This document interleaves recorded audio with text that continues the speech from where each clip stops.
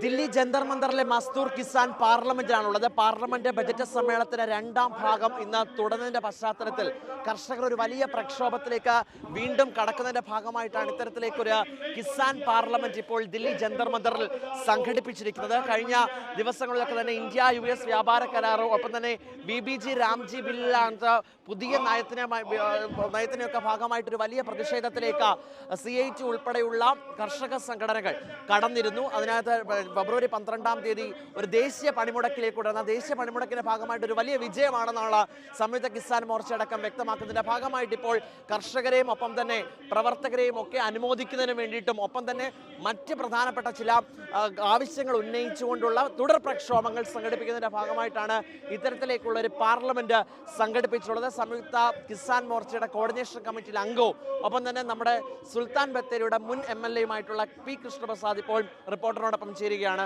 വീണ്ടും ഒരു പ്രക്ഷോഭത്തിലേക്ക് കടക്കുന്നു, അതിന്റെ സൂചന, ഒപ്പം തന്നെ ആ പ്രക്ഷോഭം വിജയിച്ചതിന്റെ ഒരു ആഘോഷം ആയിട്ട് കണക്കാക്കാം.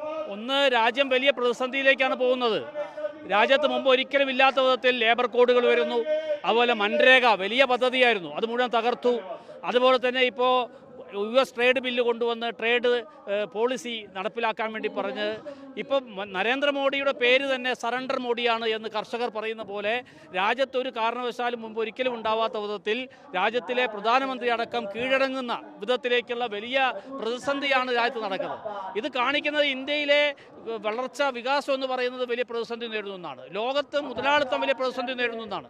ഇപ്പോൾ ഇതിൻ്റെ കണക്കുകൾ എടുത്തപ്പോൾ നമുക്കറിയാം, ഈ നരേന്ദ്രമോദി സർക്കാരിൻ്റെ BJPയുടെ ഏറ്റവും വലിയ ഒരു പ്രഖ്യാപനമാണ് മേക്ക് ഇൻ ഇന്ത്യ. 2014 പ്രഖ്യാപിച്ചതാണ്. 2022 ആകുമ്പോഴേക്കും ഞങ്ങൾ GDPയുടെ 25% വ്യവസായ മേഖലയിൽ നിന്ന് കൊണ്ടുവരുമെന്നാണ് പറഞ്ഞത്. അന്ന് 16%. ഇപ്പോൾ 2022 കഴിഞ്ഞ് 4 വർഷം കഴിഞ്ഞു, 2026 ഇപ്പോൾ നമ്മുടെ GDPയുടെ 13% വ്യവസായ മേഖലയുള്ളൂ. അതായത് വ്യവസായ മേഖല തകർന്നിരിക്കുകയാണ്. ഇന്ന് പാർലമെന്റിന്റെ ബജറ്റ് സമ്മേളനത്തിന്റെ രണ്ടാം ഭാഗം തുടങ്ങുന്നു. അതിന് സമാനമായിട്ട് തന്നെ ഇപ്പോൾ പാർലമെന്റ് നിങ്ങൾ ഇവിടെ സംഘടിപ്പിക്കുകയും ചെയ്തിട്ടുണ്ട്. അതിന് കൃത്യമായ രാഷ്ട്രീയം പറയാം. ഇതിന് കൃത്യമായി ഞങ്ങൾ പറയുന്നത്, നരേന്ദ്രമോദി സർക്കാർ മുന്നോട്ട് വെക്കുന്ന നയങ്ങൾ ഈ രാജ്യത്തെ തൊഴിലാളികൾക്കും കർഷകർക്കും എതിരാണ്, സംസ്ഥാനങ്ങൾക്കും എതിരാണ്. ഉദാഹരണത്തിന് 2019 ഇന്ത്യയിലെ 19 സംസ്ഥാനങ്ങൾക്ക് സർപ്ലസ് ഉണ്ടായിരുന്നു, അല്ലെങ്കിൽ മിച്ച സംസ്ഥാനങ്ങൾ. ഇപ്പോൾ അവയുടെ എണ്ണം എത്രയാണ്? 11 എണ്ണേ ഉള്ളൂ. സംസ്ഥാനങ്ങൾ ദുർബലപ്പെടുകയാണ്. സംസ്ഥാനങ്ങളുടെ പണം മുഴുവൻ കേന്ദ്രം എടുക്കുകയാണ്. ഇപ്പം ഞങ്ങൾ ആവശ്യപ്പെടുന്നത് കേന്ദ്രത്തിൻ്റെ വിഹിതം ഇപ്പോൾ 33% ഉള്ളത് 60% വർദ്ധിപ്പിക്കണമെന്നാണ് ഞങ്ങൾ ആവശ്യപ്പെടുന്നത്. ഇന്ത്യ US വ്യാപാര കരാർ, BBG രാംജി ബില്ല്, ഇനി അങ്ങോട്ടുള്ള ഈ ഇറാൻ സംഘർഷം അടക്കമുള്ള പ്രധാനപ്പെട്ട കാര്യങ്ങൾ, അതിനകത്ത് മോദിയുടെ പിണക്കം, മോദിയുടെ മൗനം, ഇതൊക്കെയാണോ നിങ്ങൾ? ഈ വിഷയങ്ങളെല്ലാം ജനങ്ങൾ ചർച്ച ചെയ്യുന്നതാണ്. ഞങ്ങളെ സംബന്ധിച്ചിടത്തോളം ഞങ്ങൾ ഉന്നയിക്കുന്നത്, ഇതിൽ തൊഴിലാളികൾ ഒരുമിക്കണം, കൃഷിക്കാർ ഒരുമിക്കണം, അതുപോലെ പ്രാദേശിക രാഷ്ട്രീയ പാർട്ടികൾ ചിന്തിക്കണം. സംസ്ഥാനങ്ങളെ ദുർബലപ്പെടുത്തിക്കൊണ്ട് BJP ഈ രാജ്യത്തെ അമേരിക്കയ്ക്ക് അടിയറ വെക്കുകയാണ്. അത് അംഗീകരിച്ചു കൊടുക്കാൻ കഴിയുമോ എന്നുള്ളത് തീർച്ചയായും സംസ്ഥാനങ്ങളിലെ രാഷ്ട്രീയ പാർട്ടികളും ചിന്തിക്കേണ്ടതാണ്.